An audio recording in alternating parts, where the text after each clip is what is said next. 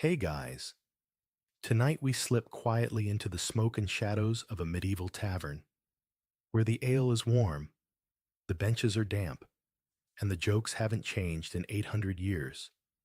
You push open a wooden door, so warped it creaks in multiple octaves. Inside, the light is soft and yellow, thanks to a few tallow candles stuck in turnip-shaped holders.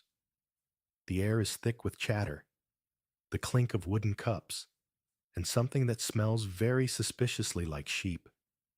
There's a fire smoldering in a central hearth, but it doesn't help much. It mostly adds a new layer of smoke to the ones already painted across the ceiling beams. The tavern is full, shoulder to shoulder, with everyone from weather-beaten farmers to someone who might be a monk or just a man with a haircut that got out of hand. Your boots stick slightly as you step forward. Is that spilled beer? Mutton grease? A long-forgotten eel? It's unclear. And frankly, you don't ask questions here. This is a place of refuge, celebration, and, occasionally, deeply regrettable decisions. So, before you get comfortable, take a moment to like the video and subscribe. But only if you genuinely enjoy what I do here. Leave a comment with the time and place you're watching this, so I can say a prayer for you and your family. May you be blessed with peace and health from above. Now, dim the lights. Maybe turn on a fan for that soft background hum. And let's ease into tonight's journey together. The door swings shut behind you, with a thud that sounds oddly final. You're in. You are, whether you like it or not. One of them now. Just another soul seeking a mug of cheer, and perhaps a moment of warmth before trudging back to your muddy, drafty cottage. Or possibly the stocks. A wiry man passes by, holding 3 mugs of ale in one hand, like a magician. You step aside, narrowly avoiding a spill. Behind him, a pair of women share a long laugh over something scandalous, though you can't quite make it out over the droning hum of the crowd. Taverns in the Middle Ages were not restaurants, inns, or bars as we understand them. They were an all-purpose third space, public but intimate, rowdy but weirdly safe. As long as you kept your hands to yourself and remembered not to insult the local lord's cousin. Historians still argue whether taverns functioned more as political clubs, social support systems, or early versions of therapy. The truth is probably a combination of all three, washed down with something lukewarm. At a long table in the corner, a game of dice is underway. The players pretend to be relaxed, but you can feel the tension. There's money, or a goat, on the line. Medieval dice weren't always standardized. Some were weighted, misshapen, or just made out of bone with scratched-in pips. One scholar even argues that early dice might have doubled as religious tokens, depending on which saint's bones they were carved from. You can't make this stuff up. Well, you can't.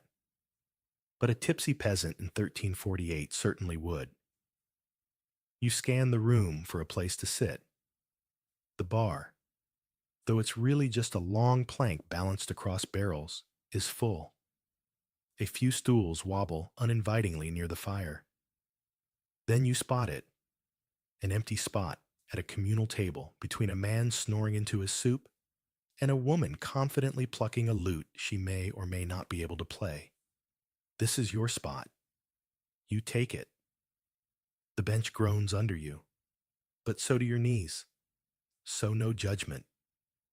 You nod politely to your new neighbors. They nod back, or possibly just sway slightly. You've entered the dance, the ritual, the timeless theater of tavern life.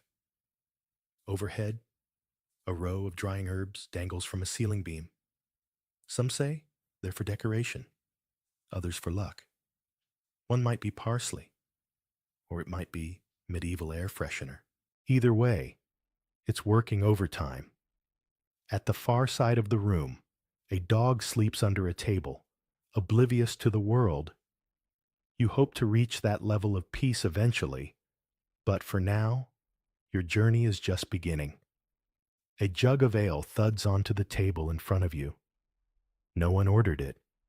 It simply appeared. As all good things in life do, with a healthy dose of uncertainty, it sloshes generously. The rim is chipped. The contents smell faintly of apples and peat. Welcome to the medieval tavern. You have arrived. The moment you lift the mug to your lips, it hits you. Not the alcohol, not yet, but the smell. The tavern has its own atmosphere, one that clings to your nose hairs and possibly your soul. It's an aromatic medley of wet straw, sweat, and old wood soaked with generations of spilled drinks. There's something else, too. Like someone once cooked cabbage in a boot and then forgot about it for 3 weeks. You try not to gag. Instead, you breathe through your mouth, which somehow doesn't help. Welcome to the medieval sensory experience. You glance down at the floor and realize that the straw underfoot isn't just for ambiance. It's doing the hard work of soaking up everything. Ale, food scraps, mud, and let's be honest, things best left unspecified. In fact, historians still argue whether straw was regularly changed out or just shuffled around to create the illusion of freshness. Spoiler, it was mostly shuffled. One chronicler even described a particularly fragrant London tavern floor as fermenting like a peasant stew. Sweet dreams. The smell is worse near the hearth, oddly enough. While the fire offers some warmth, it also helps waft the full bouquet of the room directly into your nostrils. There's the undeniable musk of unwashed travelers, mingled with the sharper tang of the day's cookpot, which contains something gray and mysterious. A stew, maybe, or soap. It's not your business. Your seatmate, still snoring into his soup, shifts suddenly and lets out a breath that could strip wallpaper. You lean slightly away. You weren't prepared for this kind of olfactory intimacy. But here you are. You sip the ale. It's sour, flat, and slightly warm. Not exactly refreshing, but drinkable. Especially once you accept that it's more like fermented oatmeal water than the crisp pint you might expect from a modern pub. This is small beer, a staple in medieval diets, low in alcohol, but high in safety compared to the local water, which often doubled as a disease delivery system. It might sound funny now, but it was exactly these kinds of inconveniences that made society realize the need for clean water systems. And public education played a huge role in making that change happen. A man nearby coughs dramatically, then laughs and takes another swig of his own brew. He raises his cup in your direction, sloshing a good portion onto his sleeve.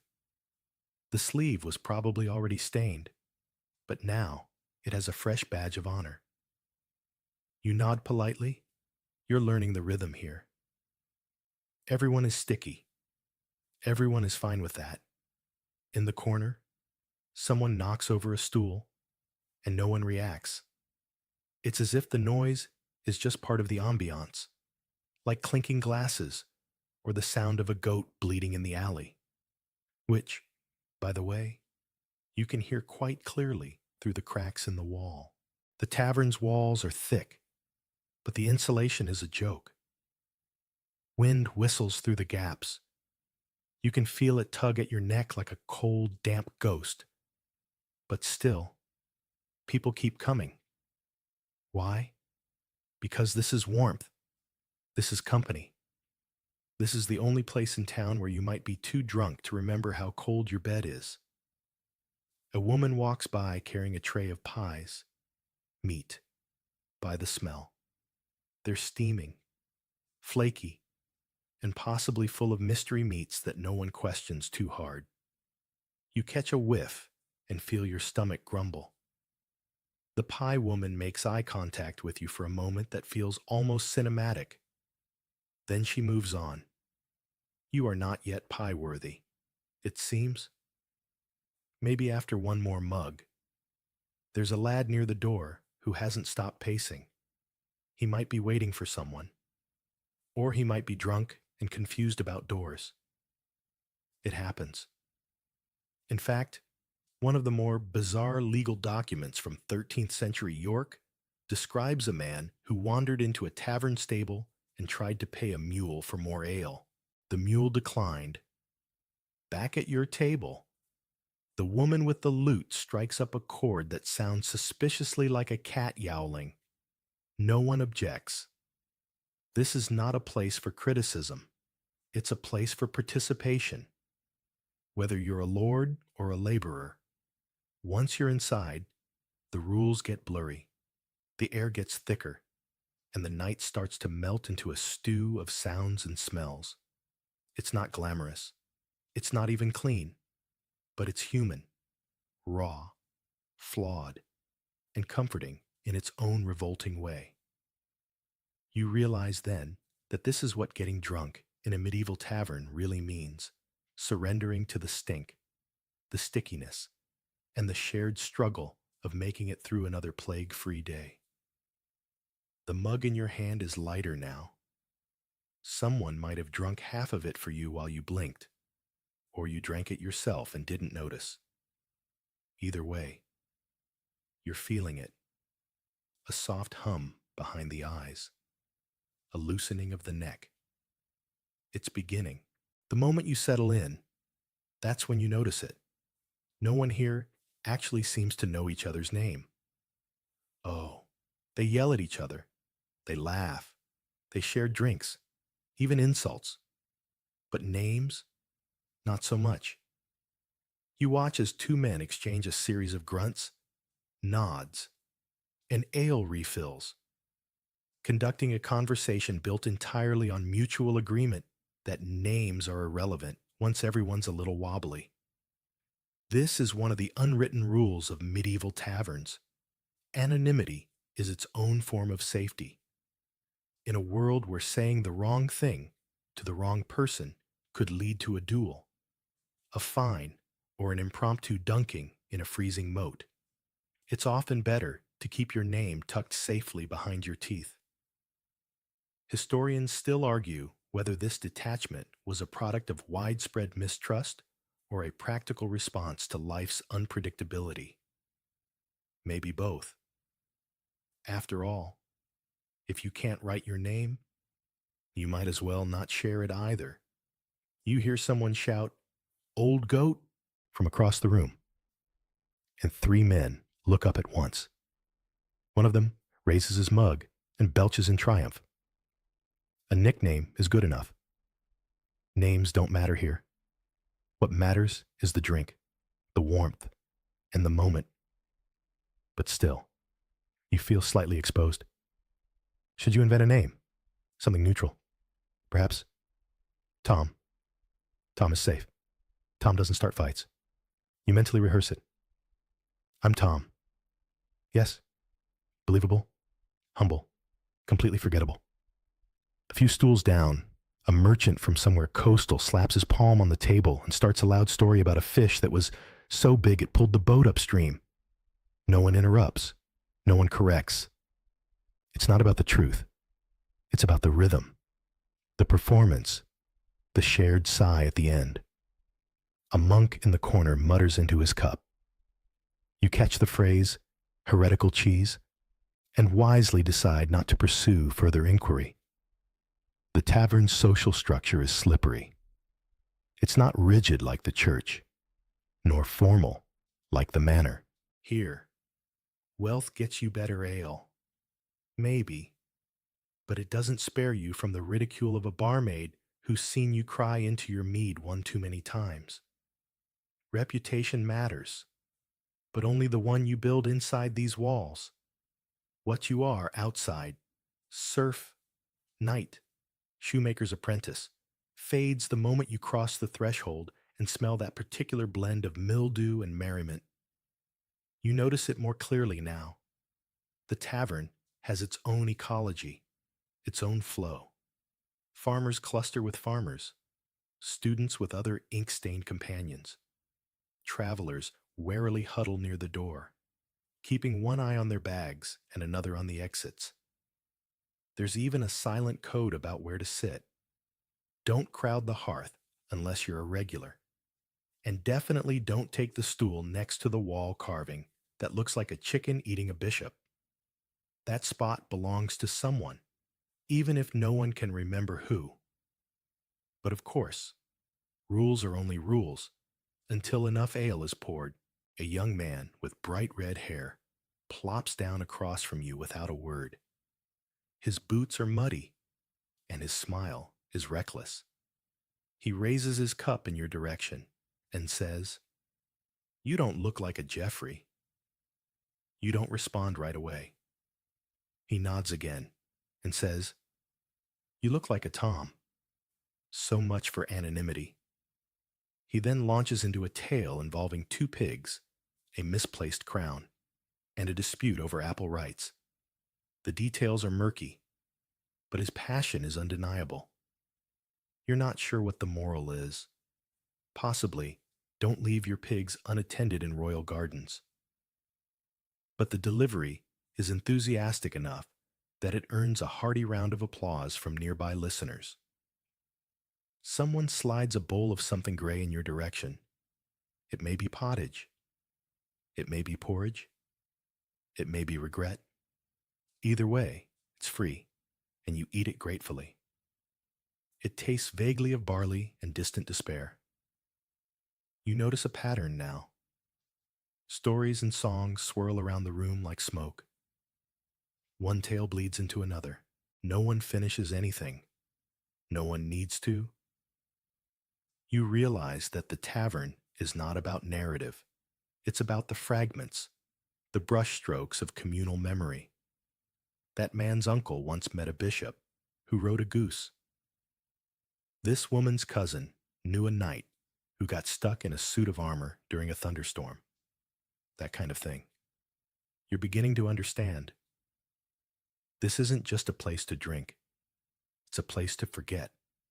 Names, worries, and the strict hierarchies of the outside world. Here, the man covered in pig scratches might be nobility, and the smooth-talking gentleman quoting Latin may be wanted in 3 counties for pretending to be a dentist. In this blur of identities and invented histories, you finally feel at home. Your name doesn't matter. Your status doesn't matter. What matters is the fact that your cup isn't empty, and the man beside you hasn't tried to steal your boots. Yet, you take another sip of your drink, trying to decide if it tastes better now or if your standards are slipping. The answer, most likely, is both. It's your third, or maybe fourth, cup of ale, and you're beginning to feel that pleasant float just behind your forehead. Your limbs are warm. Your jaw feels unhinged in a friendly, social way. You're ready to talk about anything with anyone, even if you know absolutely nothing about the topic. This is what they called small beer, a term that sounds insulting, but was actually a staple of medieval life. Brewed to be weak enough for all-day drinking, yet just alcoholic enough to distract you from your splinter-infested shoes.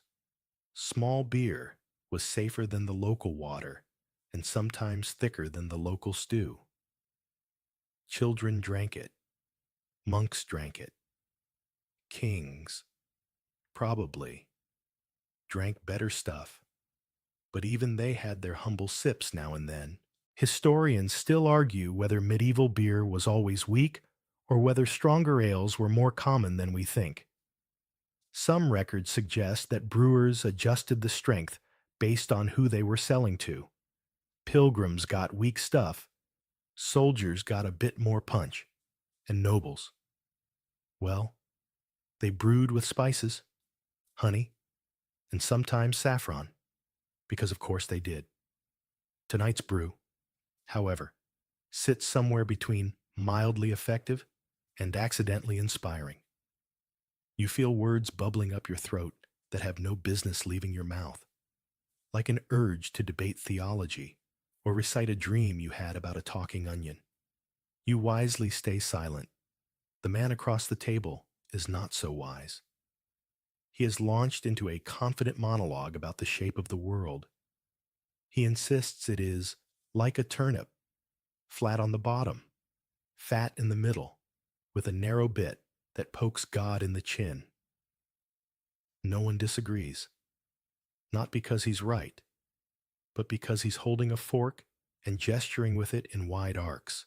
Someone laughs too hard and spills ale down the front of their tunic. They don't seem to care. In fact, they use the moment to toast themselves, raising their dripping cup and shouting, "To dignity! May it visit us briefly, then leave before dawn." The ale may be weak, but the repetition makes up for it. A gallon of something mild will still eventually teach you the alphabet backward. And that's the medieval drinking secret. It wasn't about strength. It was about volume. The longer you stayed, the deeper the fog, like a cozy blanket filled with bees. At the far end of the room, a group of younger drinkers are engaged in a strange ritual. They fill a wooden cup to the brim, chant something that sounds suspiciously like a fish recipe, and then pass it around without wiping it. It's both horrifying and deeply communal. You remember reading, or maybe someone just told you, that some taverns had house ales so famous they were named like Black Widow or the Bishop's Foot. These names were both advertisements and warnings. You suspect tonight's brew might be called something like Sweaty Apostle or 3-Day River. As you reach the bottom of your cup, you spot a tiny object floating inside. It might be a seed, or a splinter, or a fragment of someone's personality. You shrug and finish it anyway. The man beside you gestures for more. The tavern keeper, a squat figure with a forehead like a granite shelf, refills his jug with a thin smile. No words are exchanged, just the sound of liquid sloshing and coins clinking. Money here is fluid. Pardon the pun. Some people pay by the cup, others by the hour. Some keep a running tab scrawled in charcoal on a board by the hearth. A few pay in goods, dried fish, buttons, or favors.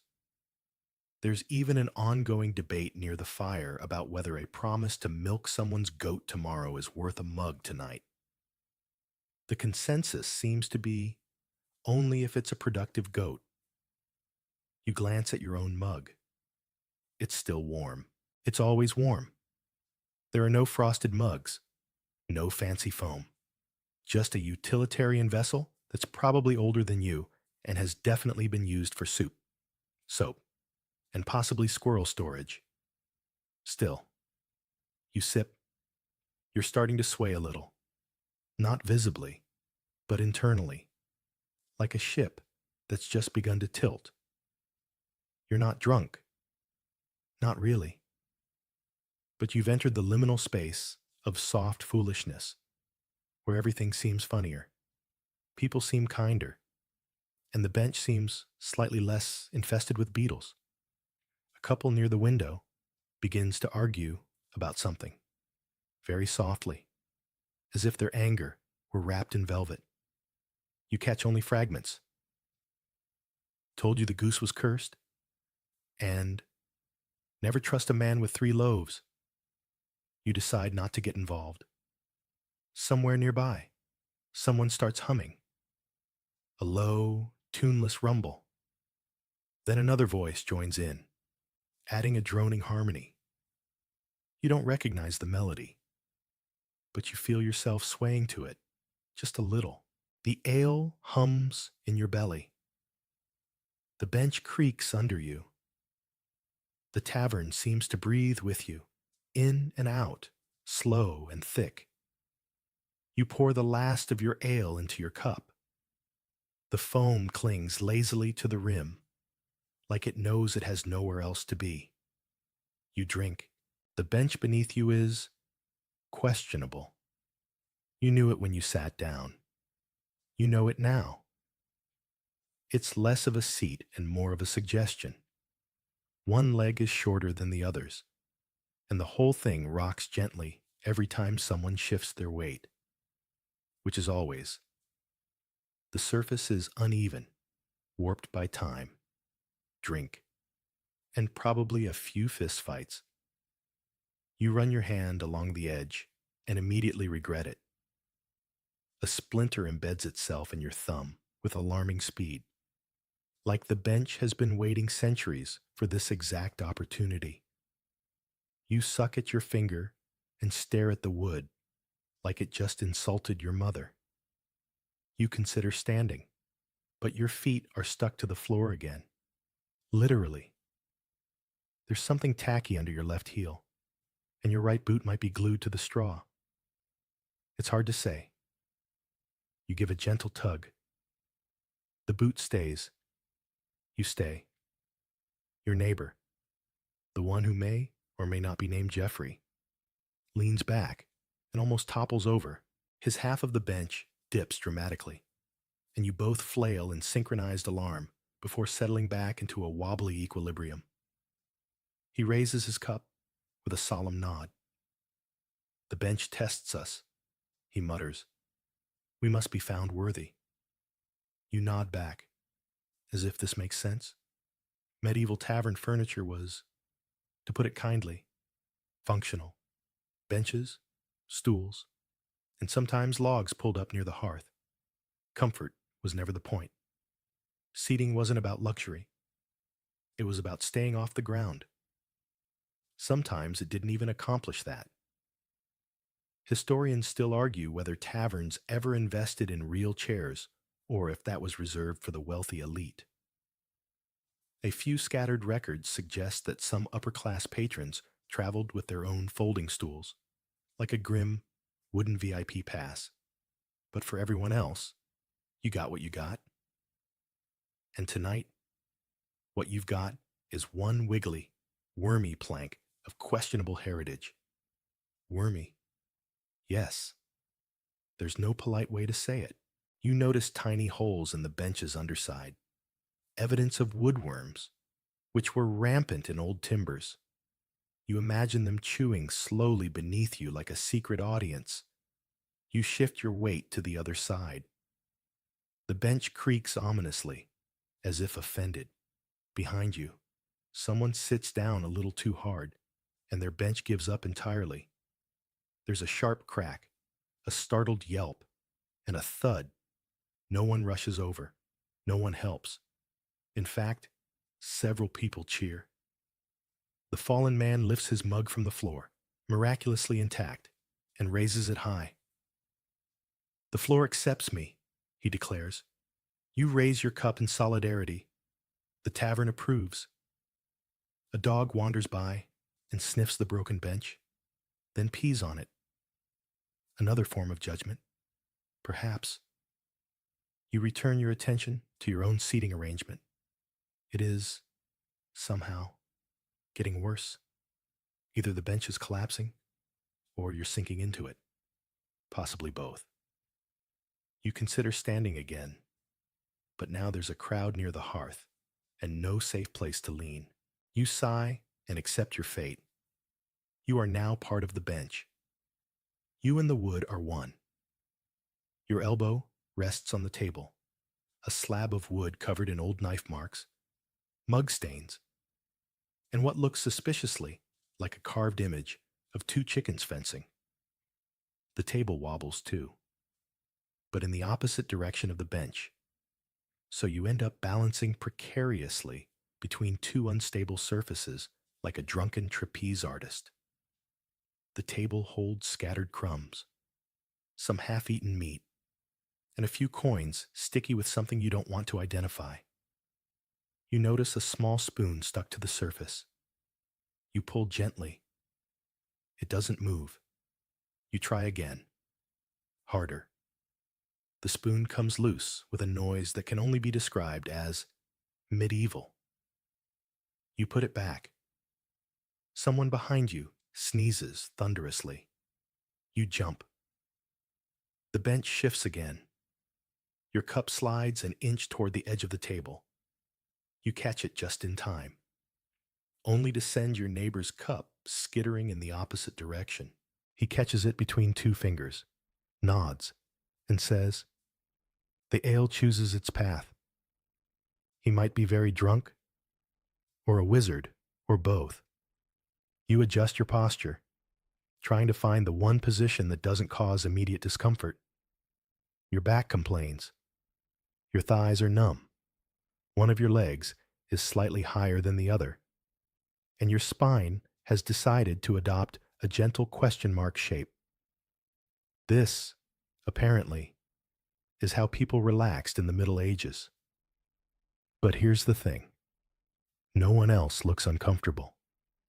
The farmer beside you is slouched at a 45-degree angle. A merchant is sitting cross-legged on a barrel. A woman with a lute is perched on what might be an upturned crate. They're all smiling. They're all fine. It might be the drink, or it might be that after working a 14-hour day in the fields, any surface that isn't a plow handle probably feels like a featherbed. You let your shoulders drop. You lean forward slightly. You accept the ache. It becomes part of the moment, like the smoke and the song and the faint possibility of tetanus. Somewhere in the back of your mind, you recall reading about how public houses were a community's only real indoor gathering space. There were no cozy cafes, no corner bookstores, no climate-controlled malls, just these taverns, messy, noisy, splintery, and somehow beloved. It makes sense. Really. When life is that difficult, discomfort becomes background noise. The bench shifts again. You don't flinch this time. You sip your drink. The wood creaks softly under you, like it's trying to hum along with the song, now drifting through the tavern air. You are, astonishingly, relaxed. A jug arrives in front of you without fanfare, slid down the table by a passing tavern worker who may or may not work here. It clunks softly against your mug, sloshing a generous portion of ale over the side. You reach for it, and the first thing you notice, before you even lift it, is that it's warm. Not room temperature warm, not gently cozy. No. Warmed by a fireplace and left in. The sun warm. You hesitate, lifting the jug to eye level. A thin steam curls upward. Either the jug was resting on the hearth, or the ale inside is going through a secondary fermentation that should be monitored by professionals. But you pour it anyway, because that's what you do. In the Middle Ages, ale wasn't served cold unless it was by accident. Cellars were the only cooling system, and they mostly just made the drink less warm, not refreshing. Cold ale was associated with bad luck, indigestion, and ghosts, depending on whom you asked. Warm ale, on the other hand, was reassuring. It told you it hadn't been forgotten. It was part of a batch lovingly stirred with a wooden paddle by someone named Agnes, or possibly Walter. You take a sip. It's murky. There's a tang to it, like someone brewed it using old bread and ambition. which, to be fair, they might have. Ale recipes varied widely, with ingredients like oats, barley, water, yeast, if they remembered, and occasionally herbs, spices, or wild inspiration. Some brewers threw in juniper or heather. One rogue tavern in Bruges was rumored to use pickled beet water. Historians still argue whether these variations were innovation or desperation. You decide it doesn't matter. Tonight, you drink what's in your cup, and what's in your cup is earthy. You glance at the jug. It's communal. Clearly, there's no expectation that everyone gets their own personal drink. That would be absurd. Sharing is standard here. People pass jugs like conversation, fluid, messy, and occasionally leading to bruises. Across the table, Jeffrey, the red-haired man, not your real friend, but spiritually adjacent, gestures for the jug. You slide it toward him, but he reaches out and grabs it mid-slide, splashing a bit onto the table. Then, to your horror and amazement, he tears off a chunk of stale bread from his pocket. Yes, from his pocket, and dips it into the ale like it's soup. He eats it with reverence. You try not to make eye contact. Apparently, this is a thing. Soap was a common medieval snack. Bread dipped in wine, ale, or whatever liquid was around. It softened the crusts, added flavor, and doubled as an improvised spoon when you lacked better tools. It might sound strange now, but in a world without forks, the line between food and utensil was blurry. You take another sip and suddenly understand why sopping was popular. This ale needs help, or bread, or divine intervention. Next to you, someone coughs delicately and asks if you're finished with the jug. You pass it along, and it disappears into the chaos, like a ship swallowed by fog. Moments later, a different jug appears, this one chipped, slightly dented, and somehow colder than the first. A rare treat? Or a mistake? You don't ask. You raise your mug and clink gently with the man beside you. He nods with solemn approval. Good jug, he says.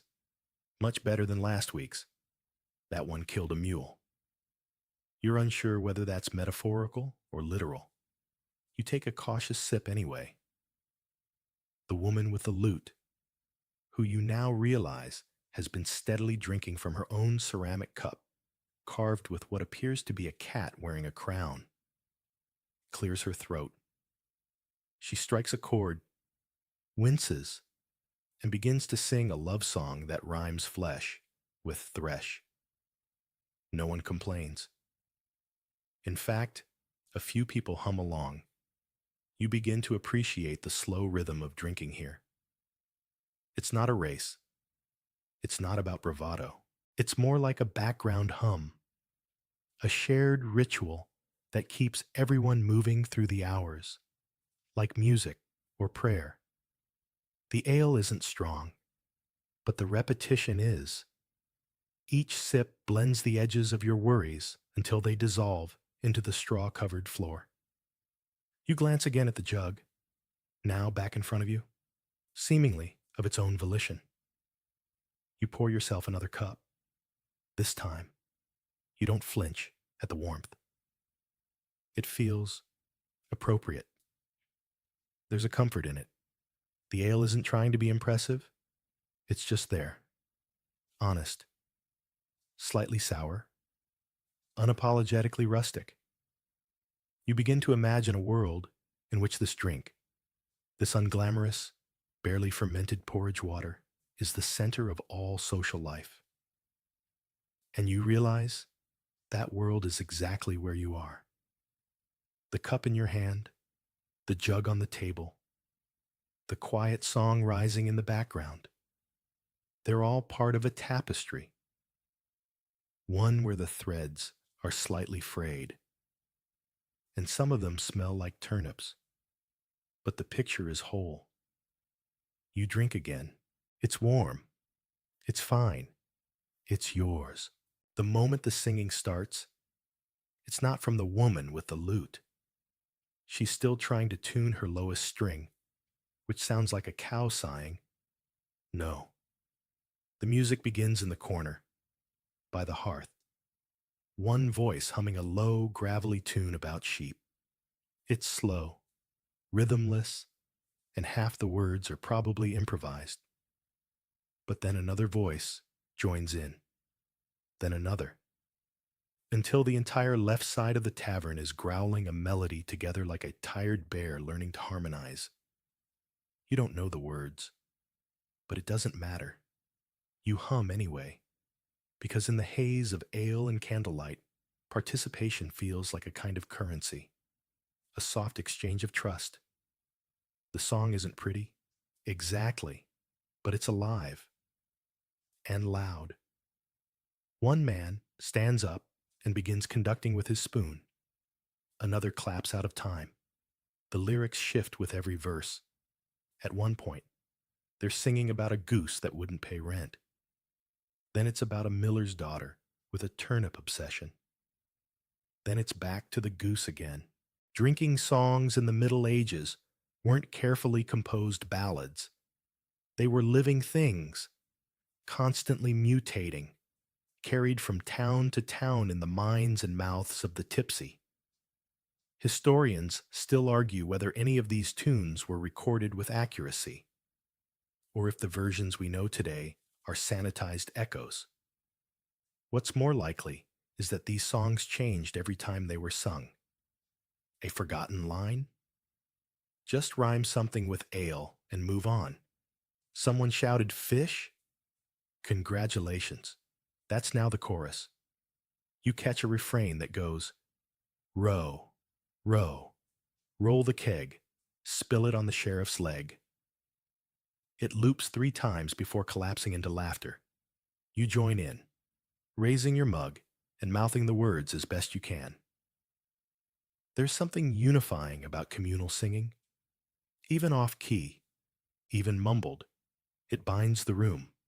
Farmers sing with scholars, merchants with masons, even the monk in the corner. Yes, that monk taps his foot against a stool leg like he's trying not to enjoy it. Good luck with that. One of the barmaids joins in on a verse. Her voice is strong, cutting through the chaos like a bell wrapped in honey. The tavern pauses for half a breath to listen. Then someone hits a sour note on a flute. Where did that come from? And the spell breaks into chuckles. Singing in taverns served more than one purpose. It entertained? Sure. But it also diffused tension, passed on news, told stories, and, in some cases, acted as code. In periods of political unrest, a song might hide a rebellion in rhyme.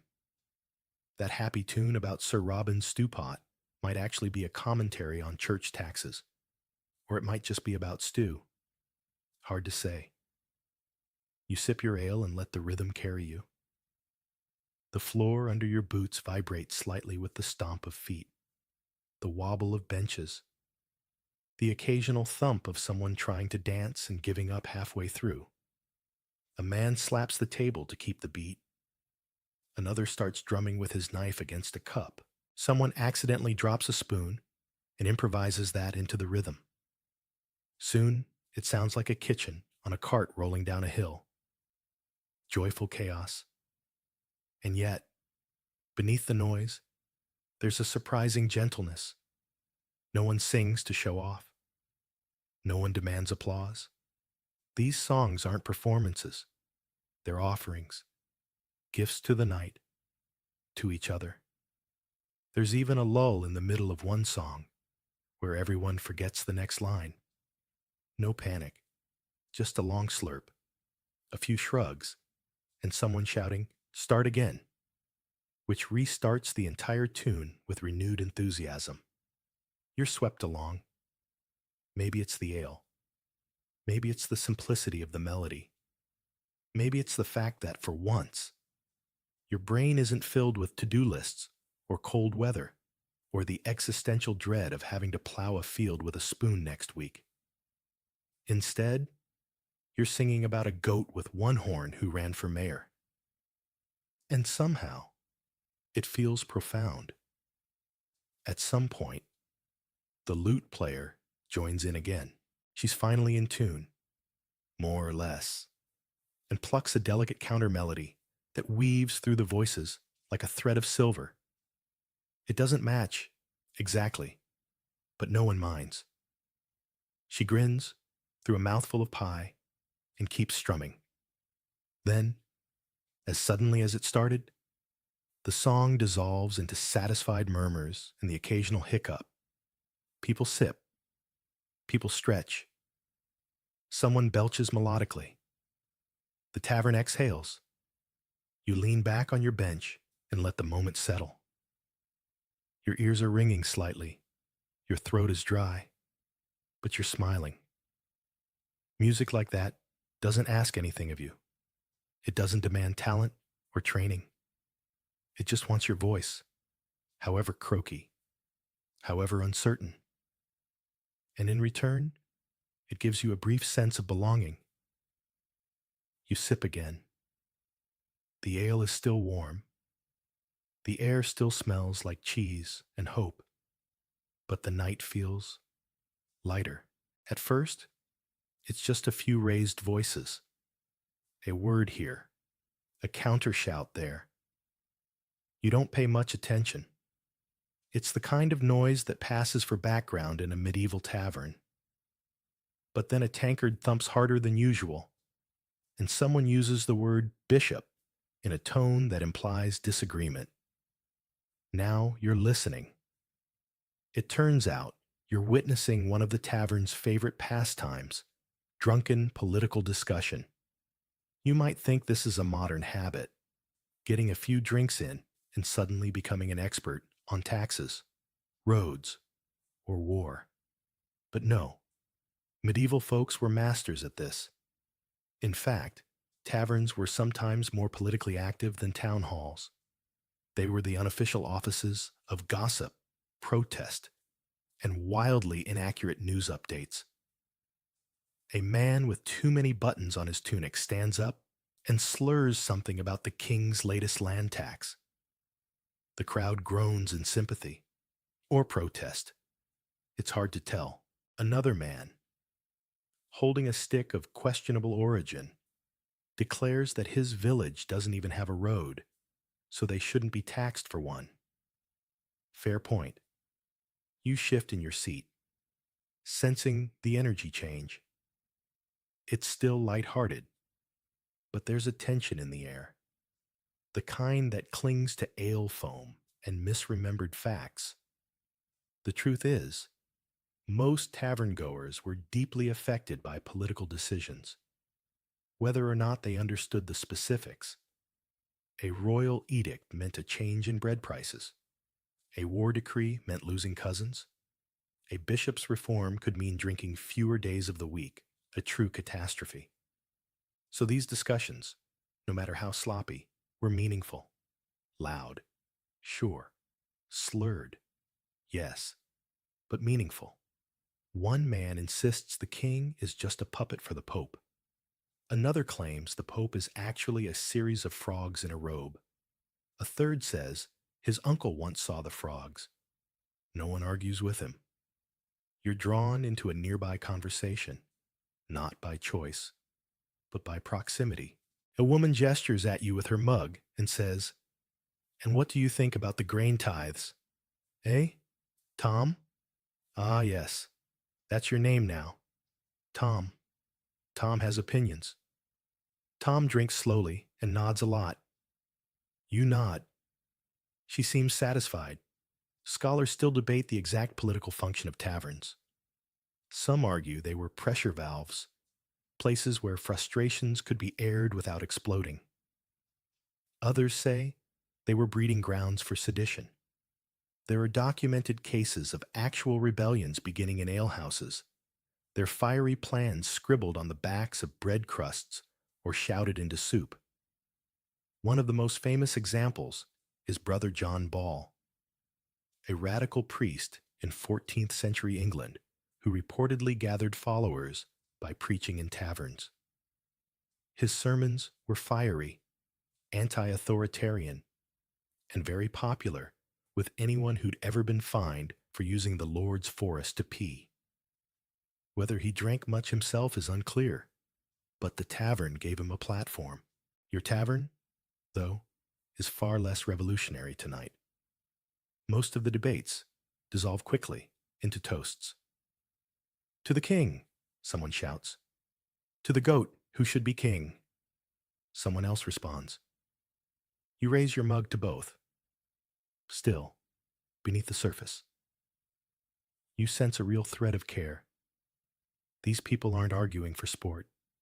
They're arguing because they're tired, because they're taxed, because they want their fields to stay dry, their families fed, and their lords to remember that peasants are, in fact, people. A man slams his mug down and mutters, "All I want is fair grain weights and a priest who doesn't sniff during confession." That may be the most honest campaign platform in history. A few tables over, someone stands to make a grand point, trips on a stool leg, and lands face first into a pile of mashed peas. The room bursts into laughter. Political tensions fade. For now, you realize that, much like the singing, these political exchanges are a kind of shared ritual, loud, flawed, and constantly interrupted by pie, but still a form of connection. The woman beside you mutters, "They'll all forget by morning." You look at her. "But you won't?" you ask. She shrugs. "Someone has to remember what we shouted about." Then she raises her cup and shouts, "To remembering." The tavern echoes her cry. You raise your own cup, feeling warm and vaguely revolutionary. The air is still thick with sweat and smoke, but there's a clarity behind your eyes now, a sense that even in a world of muddy roads and corrupt bishops, the people still care, even if they're doing it while covered in pea mash. Word count, 1067. Awaiting continue, Banjanoi, Minhua, Motu si ve sojo to the cho fep, Kep vo chong matai met gichep, Bu tuong, quien so church approved moves, Ngon lua jia nguts, Bu kam, kung thang, lung tung tot jo. Your cup is nearly empty again when you feel it. A heavy thump on your back, sudden and too familiar. You nearly spill what little ale remains as you twist around to see who has decided that you, out of everyone in this sticky room, deserve physical enthusiasm. It's a stranger. Of course it is. He's large, round-cheeked, flushed like an overripe turnip, and grinning as if you've been best friends since the last crusade. His breath smells like onions, sheep, and whatever he had to bribe the guard to get in here tonight. "Tom!" he bellows, even though you never gave him your name. That's how you know you're officially part of the tavern now. People are inventing relationships with you. You give a startled smile. "Evening." You croak. He plops onto the bench beside you with a creak that threatens structural integrity. The bench groans. You groan.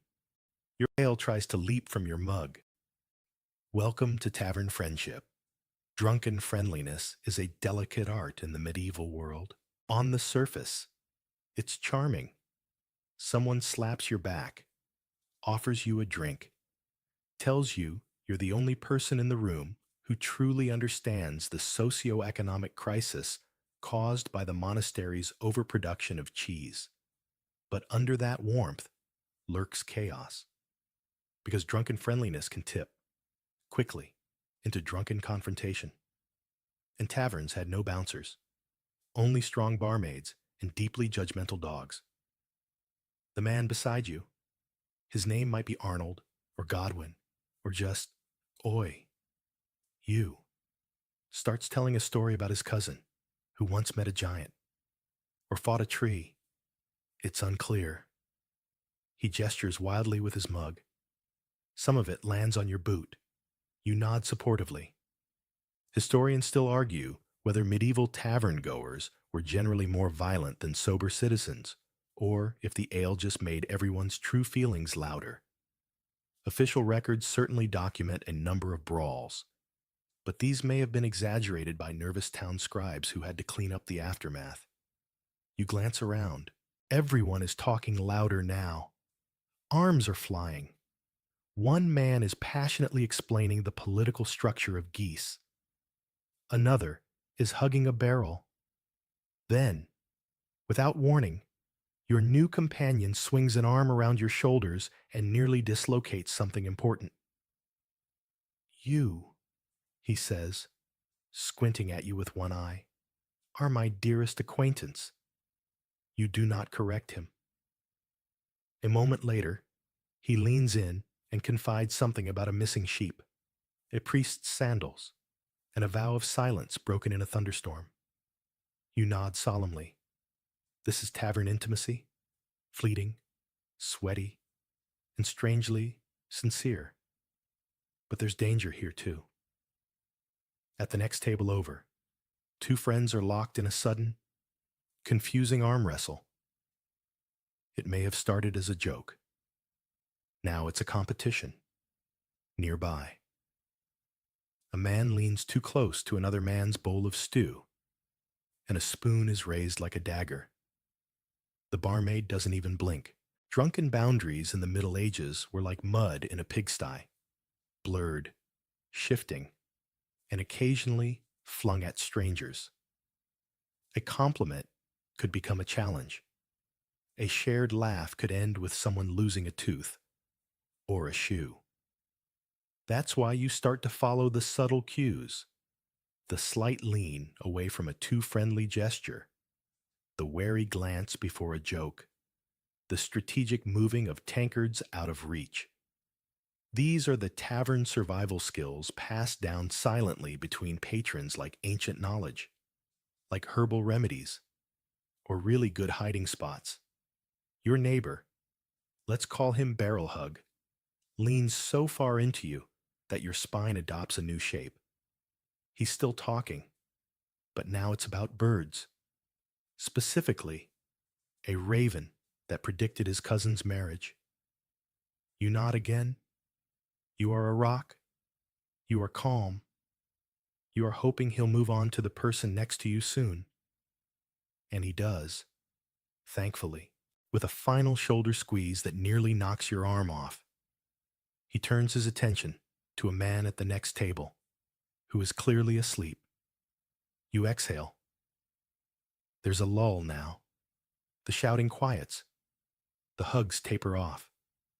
People are blinking slowly, their eyebrows sliding into neutral. The ale is doing its second job. After inspiration comes sedation. And in that moment, you reflect. It's strange how quickly the tavern transforms. From a room full of strangers to a crowd of companions. From politics to song. From song to affection. And from affection, sometimes, to bruises. But tonight, just barely. You've avoided that final stage. Someone begins humming again. A soft tune this time. Maybe a lullaby. Maybe a prayer. You raise your mug, toast the man across the table, and say, to friendship, while it lasts. He raises his in return, especially the kind that doesn't dislocate anything.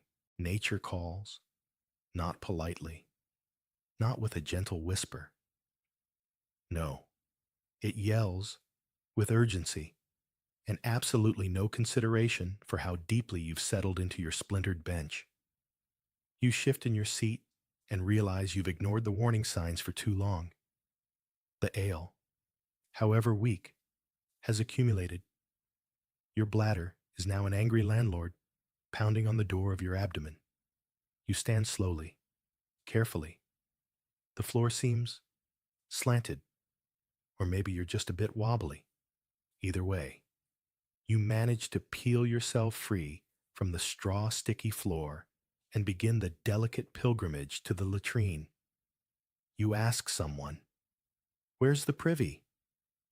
And they gesture vaguely toward the rear wall with a motion that could mean through there or down the road past the sheep pen. Medieval directions are often interpretive.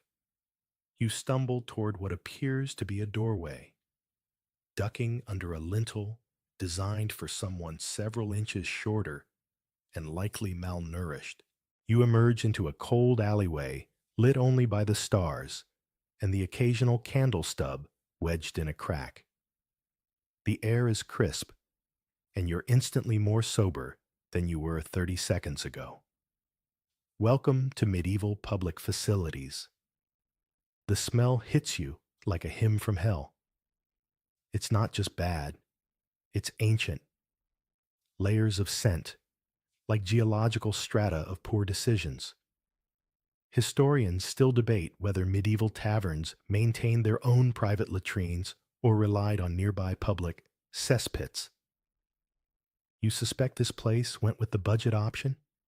An outhouse built from warped wood in desperation. The door creaks as you open it. Inside, there's a hole. That's it. Just a hole over a pit, or possibly a chasm that leads directly to the underworld. There's a small bench with a cutout and a suspicious lack of hay, cloth, or dignity. No partitions, no privacy, just hope. You shuffle in and try not to touch anything, or look at anything, or breathe. To your left, carved into the wood, are crude drawings, mostly anatomical. One appears to be a donkey with a bishop's hat. You decide not to think too hard about that one. You take care of business as quickly as possible. It's not comfortable. It's not peaceful. It's survival. There's no paper, of course, just a shelf where, if you're lucky, someone's left a handful of moss. You are not lucky. You exit with the shifty look of someone who's seen something they can't explain. The cold air slaps your face. You blink. A rat scurries by and nods at you, like, "Rough night?" And then you remember, this is the men's side. The women's accommodations, if they exist, are even more precarious. Some women bribe the tavern keeper for access to a private chamber pot. Others just wait, or leave entirely. And in rare cases, they enlist a friend to stand watch while they squat behind a cart. To be clear, modesty in the Middle Ages was both overemphasized and impossible to achieve. People cared deeply about appearances, honor, and propriety, except when biology intervened. Then everyone just coped. You make your way back inside, fumbling through the low door again, and re-enter the warmth and noise like a battle-weary veteran. A few heads turn. One man raises an eyebrow. You nod in solidarity. You've been to the other side. You've returned. Your bench is still there, miraculously empty. Your mug is not. Either it's been borrowed or swallowed. You don't care. You sit, and the bench accepts you once more with a familiar creak. You exhale. There's something calming about surviving the worst part of a tavern visit. The ordeal sharpens your gratitude for your surroundings. The warmth, the flickering light, the vague scent of onions and cheer. It all feels like a reward for braving the abyss out back. Nearby, a man returns from his own journey to the privy and wordlessly clinks his mug against your newly refilled one. You exchange no words, but you both know, you know? A barmaid breezes past with a bucket. Its contents are best left undescribed. She doesn't flinch. She's seen everything twice, and once while pregnant. You nod respectfully as she vanishes into the back. In the old days, before plumbing and sanitation, filth was just part of the scenery. People didn't expect cleanliness. They expected resilience. And maybe, in a strange way, that expectation made them more grounded, or just smellier. You lift your mug again, take a long, blessed sip, and reflect. Nothing sobers you up quite like medieval bathroom logistics. You are cleansed, in a way.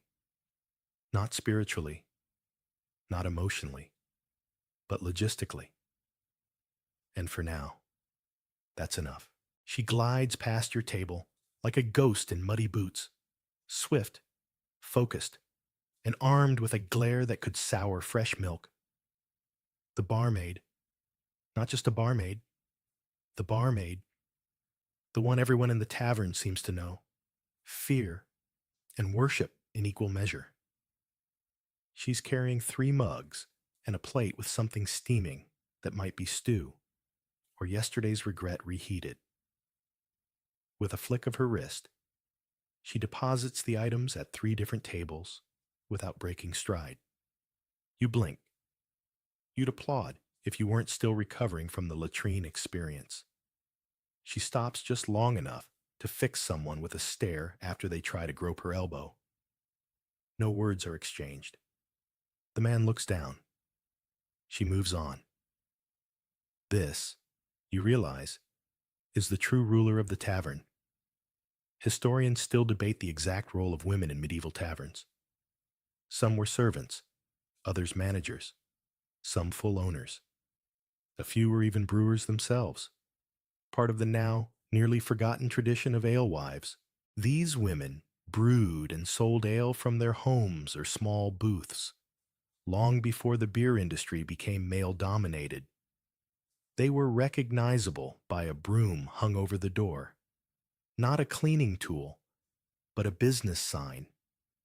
You watch as the barmaid negotiates 3 conversations at once, answering a shouted request for more bread, rejecting a drunken serenade from a minstrel, and somehow managing to catch a falling jug midair.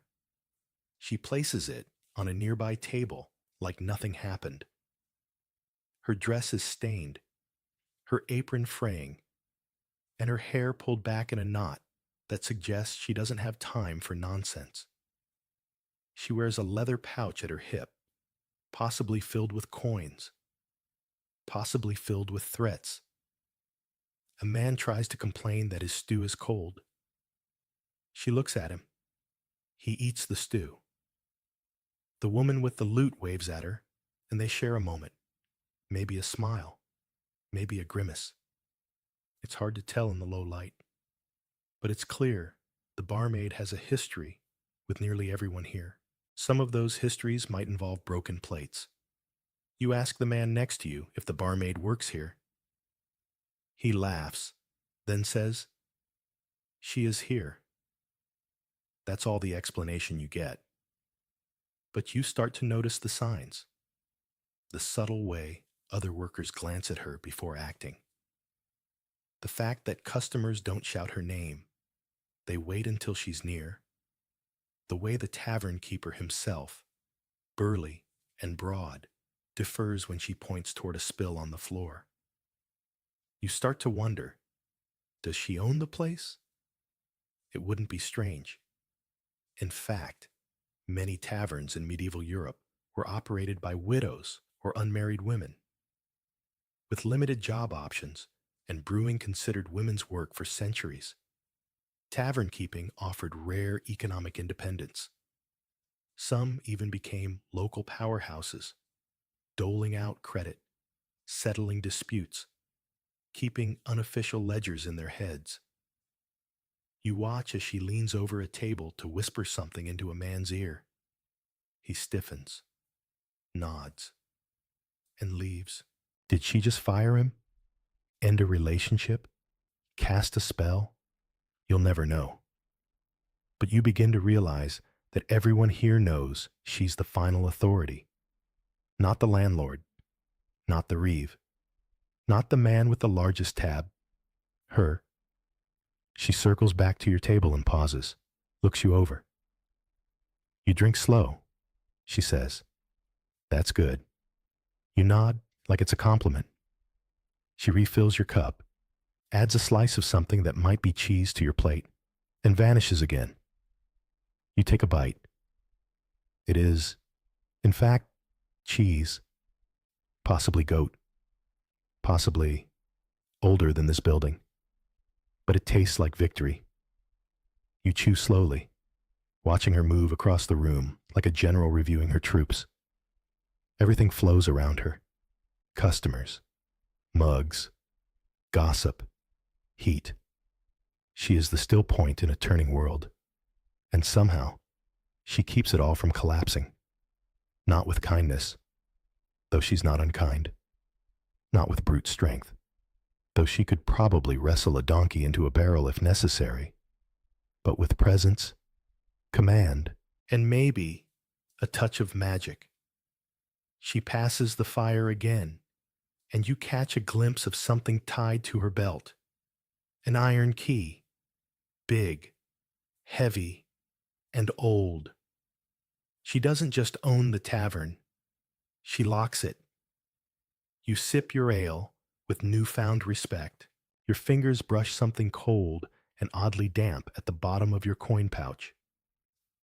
You pull it out and stare at the culprit, a sticky silver groat, coated in ale residue, a mystery fuzz, and what might be the spirit of bad financial decisions. You're trying to remember how many drinks you've had and whether you've paid for any of them, or all of them, or perhaps none. A few sips in, medieval currency stops feeling real. It turns into slippery circles of metal that people toss around like polite suggestions. You glance around the tavern. Coins clink and slide across tables, often with little ceremony.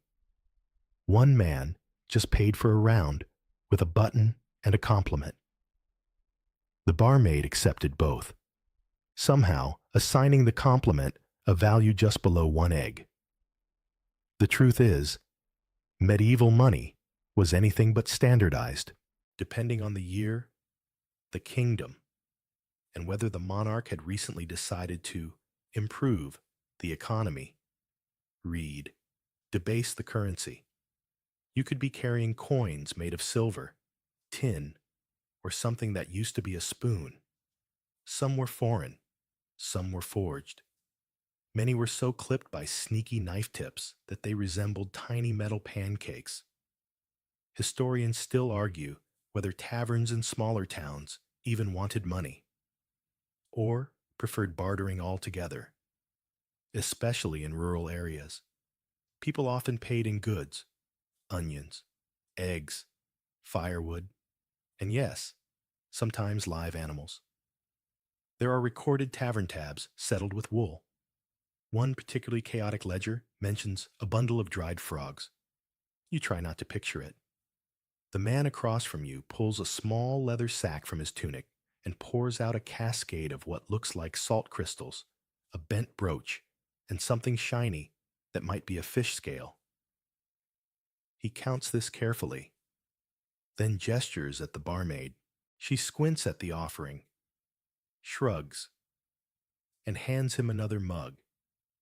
You begin to understand the system. Currency isn't about numbers here.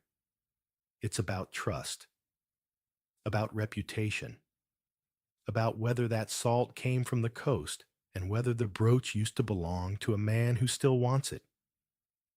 You reach into your own pouch and feel around.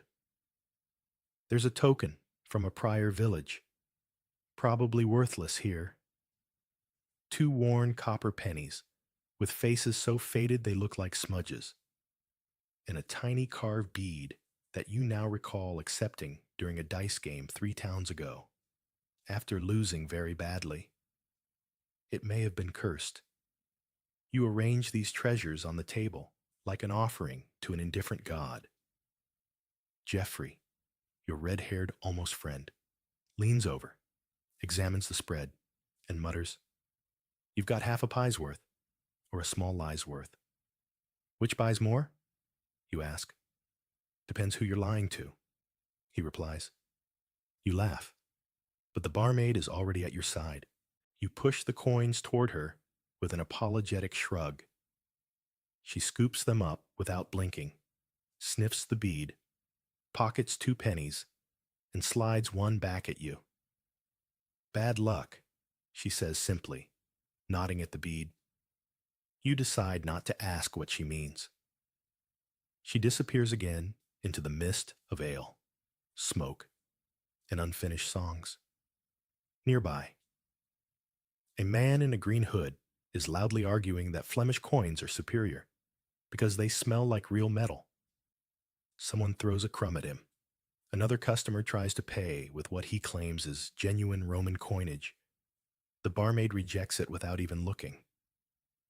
"We don't take empire money," she says flatly. The room chuckles. There's a subtle dance to tavern economics. Coins are measured by weight, by feel, by the sound they make when dropped on wood. One tap too dull, and you might be turned away. One glint too sharp, and you might be robbed before you reach the door. And yet, no one seems particularly greedy. This isn't a place where fortunes change hands. It's a place where value is fluid, where what you're worth in this moment might depend on your singing voice, your tolerance for warm ale, or whether you have any leftover cheese in your coat. Geoffrey leans in again. "You know," he says, "there was a tavern once, up north, I think, where they only accepted apologies as payment." You blink. "Apologies?" "Yep." You had to write it down. Say it out loud. And if the barmaid believed you meant it, you got a drink.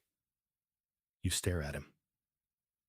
"They went out of business in a week," he adds, taking a sip. You snort laugh into your mug. You glance at your remaining coin and consider whether it's enough for one more round, or if it's time to invent a story about an uncle who's on his way with a purse full of noble tokens. You might be able to bluff your way through, or just offer to sweep the floor, or sing. It's comforting, in a strange way, to know that worth here isn't rigid. It bends with the firelight, stretches with goodwill, and occasionally gets sticky with gravy. You sip slowly, thinking about your next move. Then you slide the bead back into your pouch. Cursed or not. After all, you never know when you'll need to pay someone in mystery. There's someone sleeping in the fireplace. Not by the fireplace. In it. To be fair, the hearth is enormous, wide enough for 3 cauldrons and deep enough to lose a goat in. At this hour, only a few glowing coals remain, nestled in a bed of ash. And right there, curled up beside a soot-blackened brick, snoring softly, is a man using a log as a pillow and what appears to be a potato sack as a blanket. No one reacts. No one even looks. It's clearly not the first time he's done this. Judging by the dark oval shape he's worn into the soot, it's not even the 50th. You stare for a moment, unsure whether to be concerned or deeply impressed. The man shifts in his sleep, mutters something about cheese taxes, then lets out a snort so rich in tone it sounds like the opening note to a sad bagpipe solo.